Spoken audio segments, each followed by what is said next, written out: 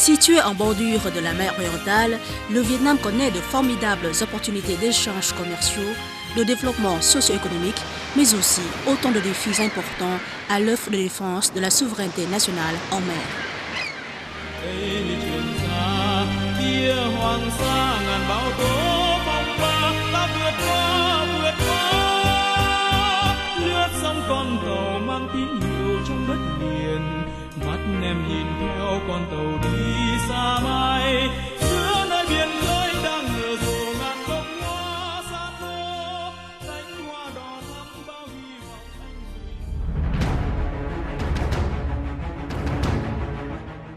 L'accord de Genève, signé le 20 juillet 1954, a mis un terme à la guerre d'Indochine. L'article 1 stipule que la rivière de Ben Hai au 17e parallèle sera la ligne de démarcation militaire provisoire.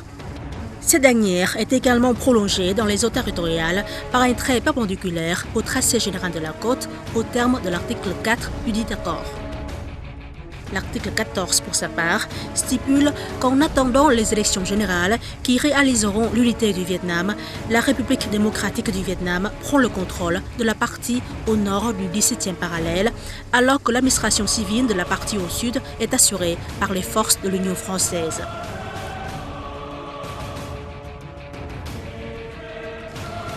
Les archipels de Hoang Sa Paracel et de Cheung Sa Spratley, vu l'opposition au sud par rapport au 17e parallèle, se trouvaient sous l'autorité des forces de l'Union française, dont l'État du Vietnam au sud de l'ancien empereur Bao Dai. Ces deux archipels étant exclusivement occupés par les Français sans la présence d'aucune autre armée. En avril 1956, les troupes du corps expéditionnaire français d'Indochine ont officiellement quitté le sud du Vietnam. Les forces armées de l'État du Vietnam, nommées plus tard la République du Vietnam, en ont pris le relais pour contrôler Hoang Sa et Cheung Sa. En 1956, la Chine a clandestinement envoyé ses troupes occuper la partie orientale de l'archipel de Hoang Sa Paracel, dont les îles Boisées et Lincoln. Dans la même période, les troupes de Taïwan ont pour leur part occupé de manière illégale l'île Ituaba, la plus grande parmi les îles de Cheung Sa Spratley. Cependant, sur le plan juridique, ces actes d'occupation de la Chine et de Taïwan n'engendrent pas la souveraineté car les archipels de Hoang Sa Paracel et de Cheung Sa Spratley étaient déjà vietnamiens.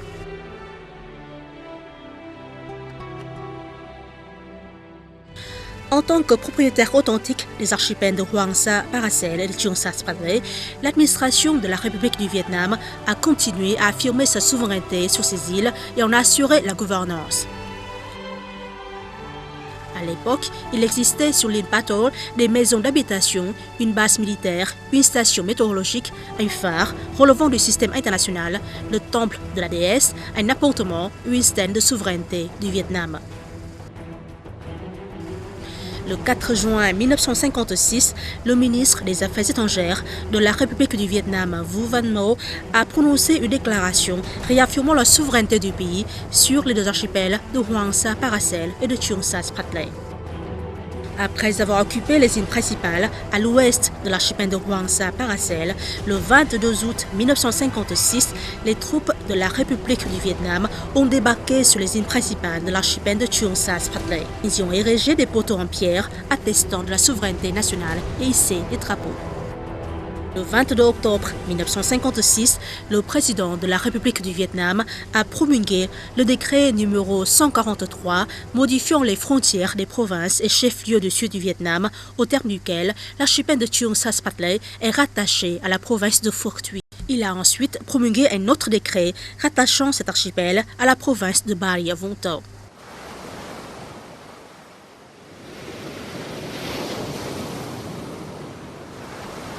Le 21 février 1959, des soldats chinois déguisés en pêcheurs ont clandestinement débarqué sur les îles Robert, Drummond et Duken en vue d'occuper le groupe des îles occidentales de l'archipel de Hoang Sa Paracel. Mais ce complot a été tenu en échec par les forces militaires de la République du Vietnam qui ont alors arrêté 82 faux pêcheurs et 5 bateaux de pêche armés chinois, lesquels ont ensuite été détenus à Da Nang avant d'être remis à la Chine.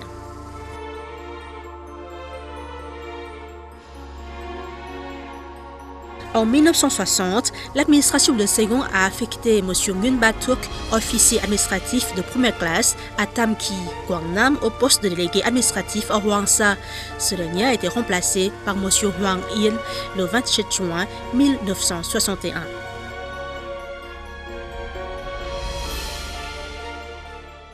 Le 13 juillet 1961, le président de la République du Vietnam a signé le décret numéro 174 plaçant l'archipel de Hoang Sa, relevant alors de la province de Thu Thien, sous l'administration de la province de Quang Nam, créant une unité administrative au niveau communal nommée Dinh Hai. La commune de Dinh Hai relève du district de Hoa Vang et est sous l'autorité d'un délégué d'administration.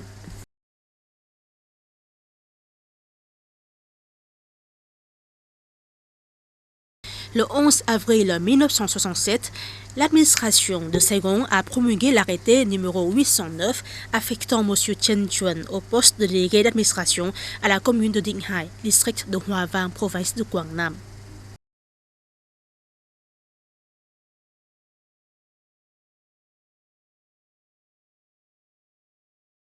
Le 6 septembre 1973, le ministre de l'Intérieur de l'administration de Saigon a signé l'arrêté numéro 420 rattachant l'archipel de Cheung Sa Pratley à la commune de Phuc Hai, district de Det Do, province de Phuc Tuy.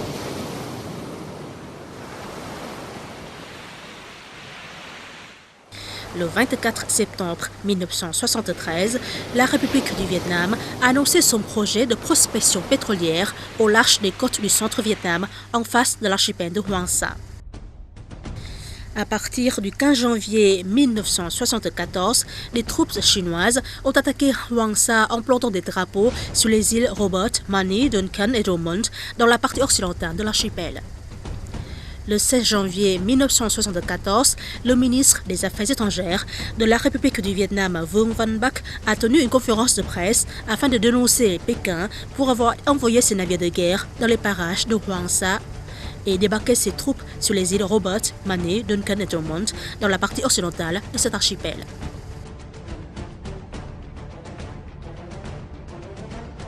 Du 17 au 20 janvier 1974 a éclaté une bataille navale opposant les forces de la marine du Sud-Vietnam aux forces navales, aériennes et d'infanterie de la Chine. Vu le rapport des forces, les troupes du Sud-Vietnam ont perdu la bataille. La Chine a eu recours à la force pour s'emparer de tout l'archipel de Hoang Sa Paracel. La résolution 2625, datée du 24 octobre 1974 de l'Assemblée générale des Nations unies, a bien précisé. Le territoire de l'État ne peut faire l'objet d'une occupation militaire résultant de l'emploi de la force contrairement aux dispositions de la Charte. Le territoire de l'État ne peut faire l'objet d'une acquisition par un autre État à la suite du recours à la menace ou à l'emploi de la force.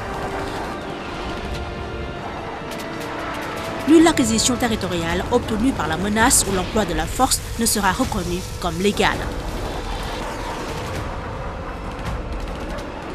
L'acquisition forcée par la Chine de l'archipel de Hoang Sa a sérieusement violé la Charte et la résolution 2625 des Nations unies et ne peut donc pas établir la souveraineté de la Chine sur cet archipel.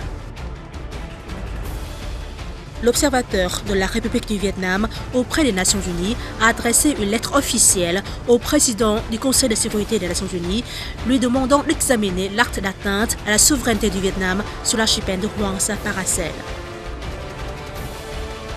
Le 19 janvier 1974, le ministère des Affaires étrangères de la République du Vietnam a rendu public le communiqué numéro 015 appelant les peuples épris de paix et de justice à condamner l'invasion violente chinoise, exhortant la Chine à mettre fin à ces actes dangereux.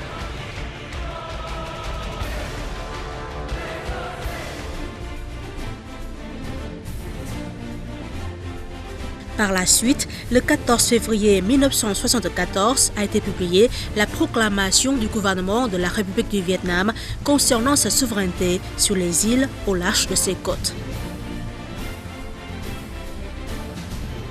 an après, le 14 février 1975, le ministère des Affaires étrangères a publié le livre blanc sur les archipels de Hoàng Sa et de Trường Sa, affirmant la souveraineté du Vietnam sur l'archipel de Hoàng Sa et protestant contre l'invasion chinoise sur le territoire vietnamien.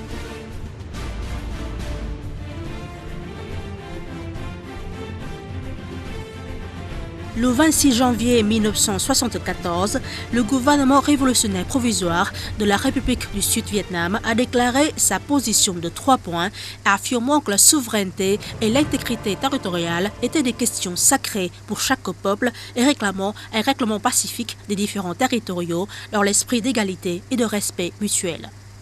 Sau cái hiệp định Paris về Việt Nam năm 73 thì chính phủ cách mạng lâm thời Cộng hòa Việt Nam tiếp tục. Après la signature des accords de Paris de 1973, le gouvernement révolutionnaire provisoire de la République du Sud-Vietnam a continué de militer pour l'exécution de ces accords au Vietnam en représentant le peuple du Sud-Vietnam dans toutes les questions internationales. Dans ce contexte, nous avons mené une lutte très vive au Sud-Vietnam en mettant l'accent sur une position de 3 points comme suit.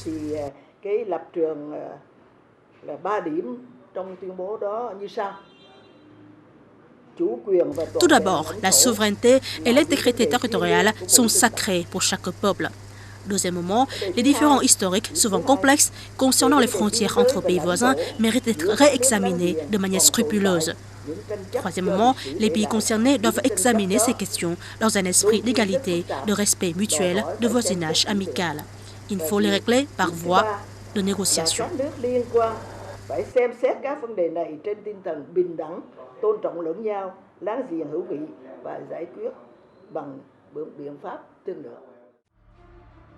Depuis mai 1975, la Marine populaire du Vietnam a pris en charge le contrôle et la gestion de tout l'archipel de Trường Sa et d'autres îles en mer orientale. Le 5 juin 1976, le porte-parole du ministère des Affaires étrangères du gouvernement révolutionnaire provisoire de la République du Sud-Vietnam a réaffirmé la souveraineté vietnamienne sur les archipels de Hoàng Sa et de Trường Sa, ainsi que le droit du pays de défendre sa souveraineté.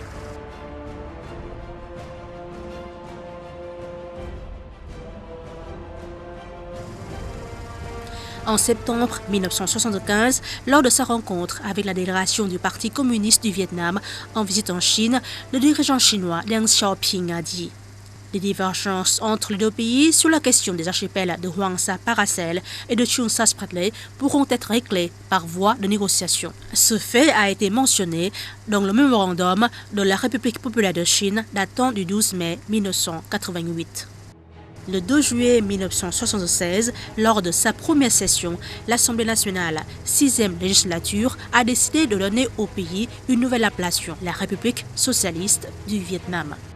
Conformément au droit international, la République socialiste du Vietnam, représentant d'un Vietnam unifié, hérite de la propriété des îles et archipels des administrations précédentes. Il a pour responsabilité de continuer à affirmer et défendre la souveraineté du pays sur les archipels de Hoàng Sa et de Trường Sa.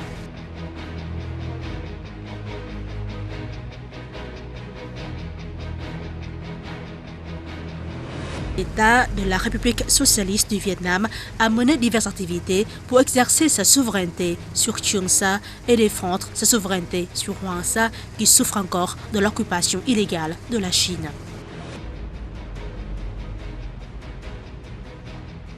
Sur le plan juridique, le Vietnam a promulgué un bon nombre de textes législatifs et réglementaires affirmant sa souveraineté sur Hoàng Sa et Trường Sa.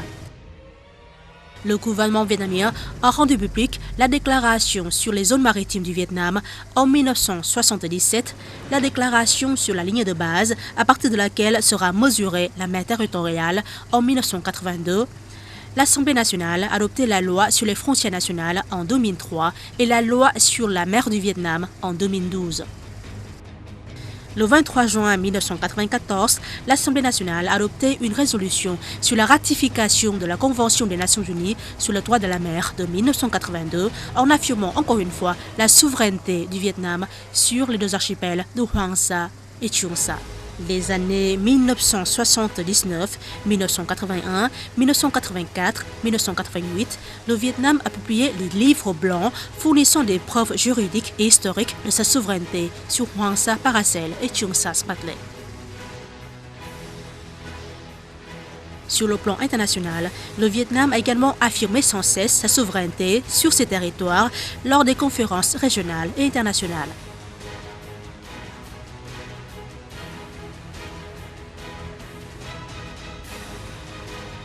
À la deuxième conférence météorologique de la région asiatique en 1980, le Vietnam a lutté pour que sa station météorologique sur l'île de Ba To soit maintenue sur la liste des stations relevant du système international. De plus, la conférence mondiale des radiocommunications en 1983 a accepté de reconsidérer la proposition du Vietnam de diffuser des émissions dans les espaces des Paracel et des Spratly. Pour mener à bien l'administration des deux archipels de Hoàng Sa et de Trường Sa, le Vietnam a promulgué bien des documents établissant les limites administratives de ces territoires.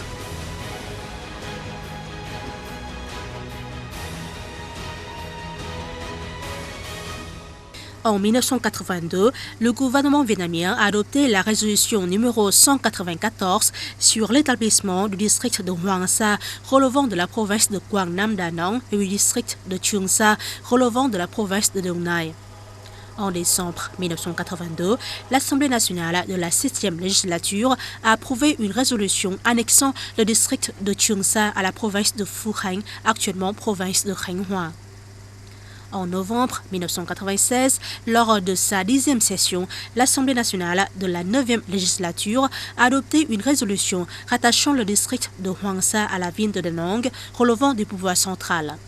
Depuis lors, les collectivités locales des deux districts de Hoàng Sa et de Trường Sa ont toujours pleinement exercé leurs fonctions.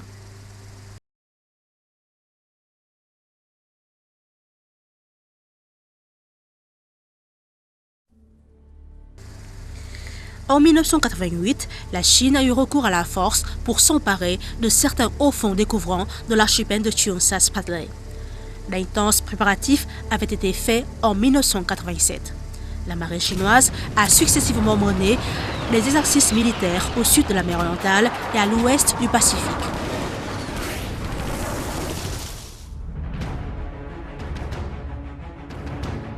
En février 1988, un grand nombre de navires de guerre, dont des destroyers et des lance-missiles chinois, ont traversé l'île de Hainan en direction des Spratly.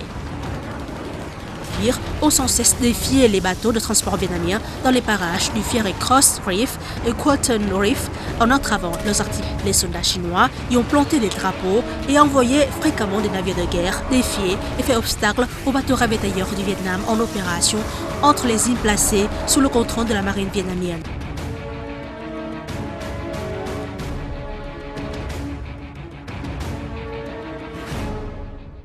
Le 14 mars 1988, une flottille chinoise de 6 bâtiments de guerre, dont 3 escorteurs numérotés 502, 509 et 531, dotés de missiles et canons de 100 mm, a attaqué et fait couler 3 bateaux ravitailleurs du Vietnam en opération dans le récif de Lansdowne, de Collins et de Johnson du groupe d'îles de Sinkoe de l'archipel de Trường Sa Spratly.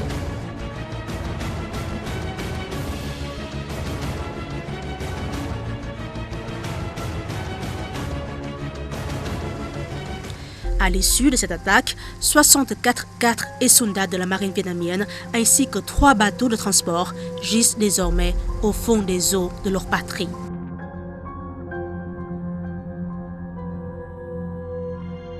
La Chine s'est ainsi emparée par la force et de manière illégale des récifs suivants: Fiery Cross, Quateron, Gavon, Hughes, Johnson et Subi de l'archipel de Trường Sa Spratly du Vietnam.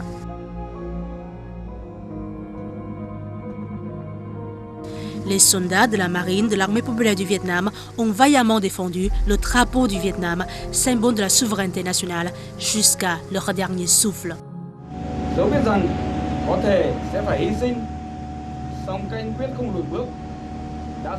Au risque de périr, nos soldats étaient déterminés à ne pas reculer. Ils ont accepté de se sacrifier pour défendre les eaux nationales jusqu'au dernier souffle. tout l'équipage de la frégate HQ 561 se permet de présenter son admiration à l'égard du lieutenant-colonel Chen Duc-Thong, sous-chef de la brigade 146, du capitaine de vaisseau Wu Fichu, commandant de la frégate HQ 604,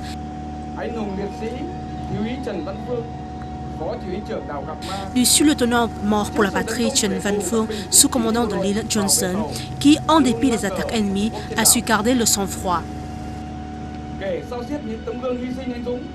Avec ses soldats, il a combattu pour protéger leur bateau et maintenir intact le drapeau national sur l'île. Qui sont morts pour la patrie, la tête haute, avec une indomptabilité, une fierté a fait trembler l'ennemi. Le corps et le rame se sont fondus dans les eaux nationales.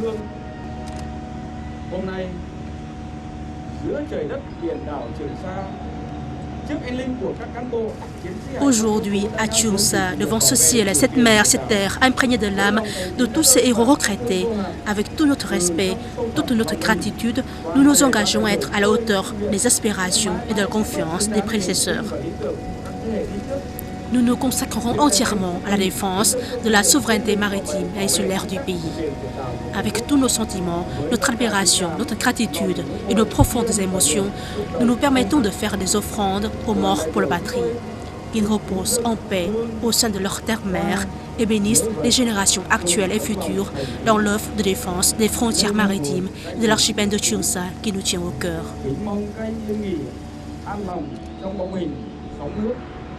Phù độ cho thế hệ hôm nay và mai sau mãi duyên biển trời Việt Nam, giữ vững Trường Sa thân yêu của Tổ quốc. Sous la pluie de feu s'agitait le drapeau national. Au moment ultime, les îles étaient transformées en frontières. De son corps, il a fait une barricade, faisant obstacle aux ennemis sur les eaux nationales.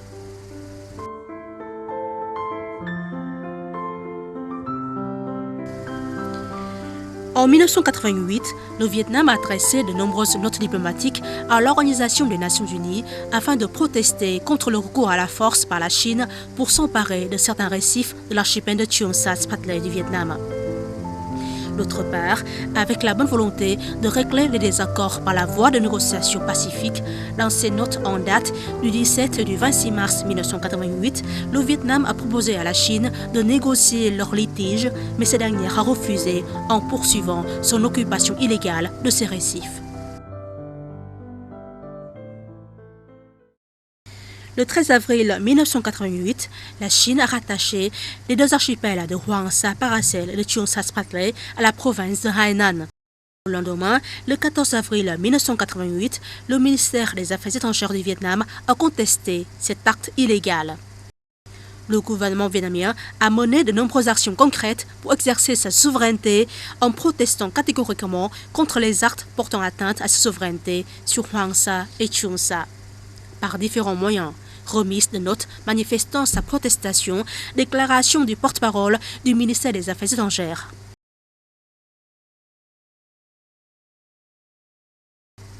Devant la presse, le porte-parole de la diplomatie vietnamienne a à plusieurs reprises affirmé que le Vietnam dispose de suffisamment de preuves juridiques et historiques justifiant sa souveraineté incontestable sur les archipels de Hoàng Sa Paracel et de Cheung Sa Spratly, que tout acte étranger sur ces deux archipels sans l'autorisation du Vietnam est tout à fait illégal et que le Vietnam proteste résolument contre les actes portant atteinte à sa souveraineté sur Hoàng Sa et Cheung Sa et demande à l'auteur de ces actes d'y mettre fin.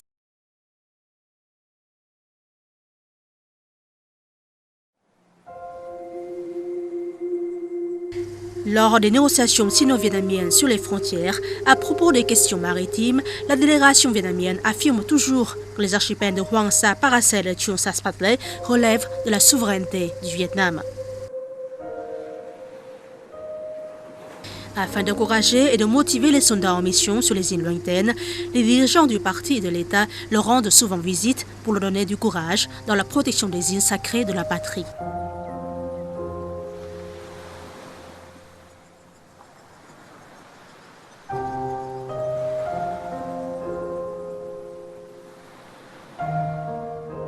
Début 1985, le général Van Dien Dung, ministre vietnamien de la Défense, a visité l'archipel de Chuon Sa Spratley. En 1987, l'amiral Ja Van Kuong, chef de l'état-major de la marine vietnamienne, s'y est également rendu. En 1994, c'était au tour du vice-premier ministre Nguyen Duc Luong.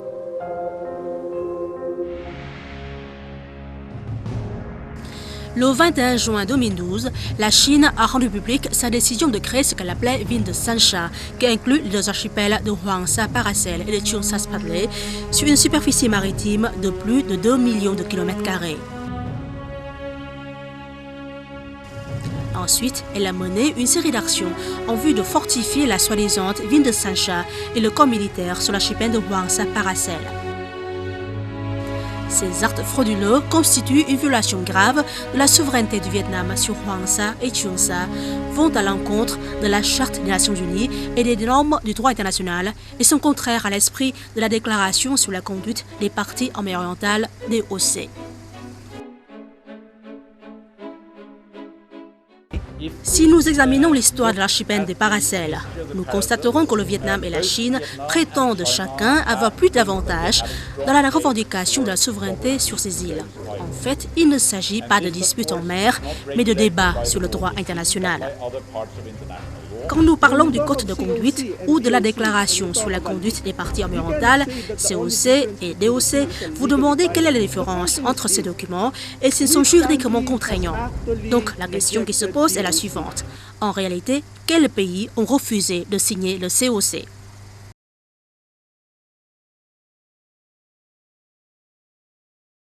Nous n'admettons aucune contrainte ou violation des conventions et du droit international, y compris la Convention des Nations Unies sur le droit de la mer et la Déclaration sur la conduite des parties en mer orientale DOC. Ce qui nous préoccupe, c'est que ces conventions risquent d'être violées par ce qui se passe en ce moment. Suite à la publication par la Chine de sa décision de créer la ville de Sansha, le ministère vietnamien des Affaires étrangères lui a adressé une note constatataire. Son porte-parole a adressé sa protestation. Les Philippines ont de leur côté adressé une note protestant contre cet acte. Le porte-parole du ministère philippin des Affaires étrangères a déclaré « Le gouvernement philippin exprime sa vive inquiétude et proteste contre la création par la Chine d'une garnison militaire sur l'île boisée de l'archipel des Paracels. »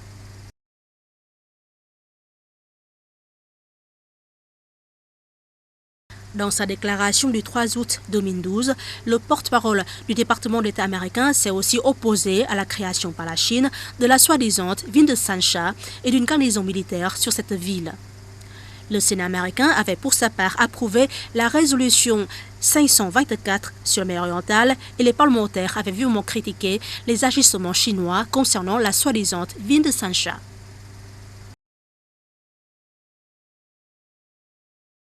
Les documents juridiques et historiques datant de l'époque féodale, coloniale ou de nos jours permettent de justifier éloquemment que le Vietnam a établi, exercé et protégé sa souveraineté sur les deux archipels de Hoang Sa Paracel et de Chuon Sa Spratley de manière pacifique, continue et conforme au droit international.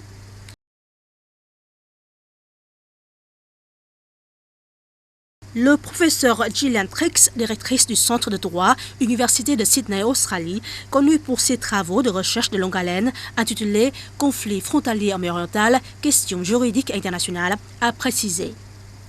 La position vietnamienne est plus pertinente. La Chine ne peut pas revendiquer sa souveraineté sur la base de l'occupation et le Vietnam a à plusieurs reprises protesté contre la Chine pour maintenir son titre issu des preuves historiques. Dans ce contexte, il est possible que le droit international reconnaisse au Vietnam plus de droits que la Chine pour ce qui est de la souveraineté sur l'archipel de Hoang Sa Paracel. En ce qui concerne l'archipel de Chuon Sa Spratley, le professeur Gillian Triggs a émis des observations suivantes. Grâce à la prise de possession et du contrôle datant de la colonisation française, le Vietnam semble avoir des revendications plus fortes sur l'archipel des Spratley par rapport à d'autres États. Il dispose de revendications séculaires à travers toute la dynastie annamite et a depuis 1956 occupé de nombreuses îles. Avec la bonne volonté d'un peuple pacifique, désireux de maintenir la paix et la stabilité environnementale, de promouvoir la prospérité régionale, le Vietnam est disposé à régler par voie pacifique des litiges avec les parties concernées sur la base du respect du droit international. Le 25 novembre 2011, à la deuxième session de l'Assemblée nationale, 13e législature du Vietnam, le Premier ministre de la République socialiste du Vietnam, Nguyen Tân Dung, a précisé la position du pays concernant le règlement des litiges liés aux archipels de Hoàng Sa, Paracel et de Trường Sa, Spratly.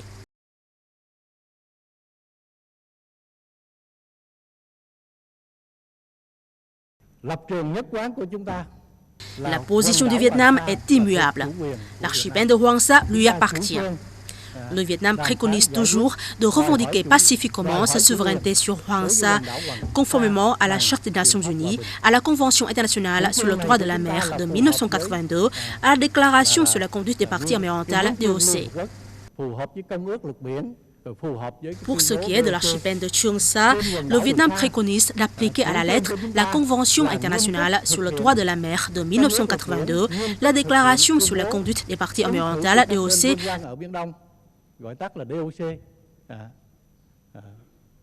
ainsi que les conventions bilatérales conclues entre le Vietnam et la Chine, au terme desquelles les parties concernées doivent maintenir le statu quo, s'abstenir de tout acte susceptible de complexifier la situation et de porter atteinte à la paix, à la stabilité dans la région.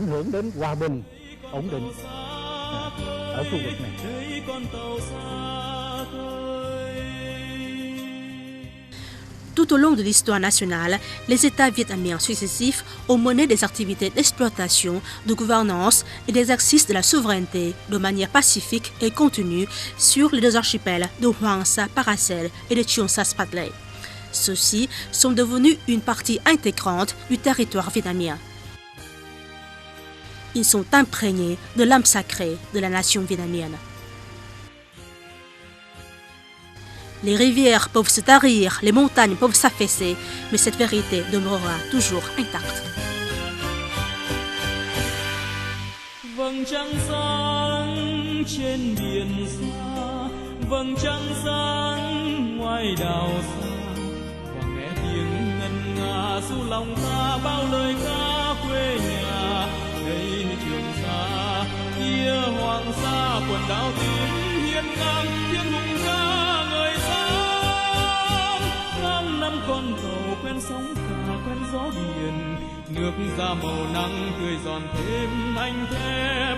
Cánh chim hải âu bốn mùa về cùng anh vui xa khơi, cánh hoa biển trắng là kỷ niệm anh gửi về tặng em. Đây súng khoác trên vai trăng đầu núi soi hình anh đang đứng đó, nhắn về đất liền cánh buồm chờ đầy tin yêu. Sóng du mối tình đầy thủy thủ càng thêm yêu. Thấy con tàu xa khơi, thấy con tàu xa khơi. Ơi ánh mắt em yêu như biển xanh, như trời xanh trong nắng mới. Nhớ ca dáng hình em mùa gặt nặng đôi vai. Sóng du mối tình đời thủy thủ càng thêm vui. Đây con tàu xa khơi, đây con tàu xa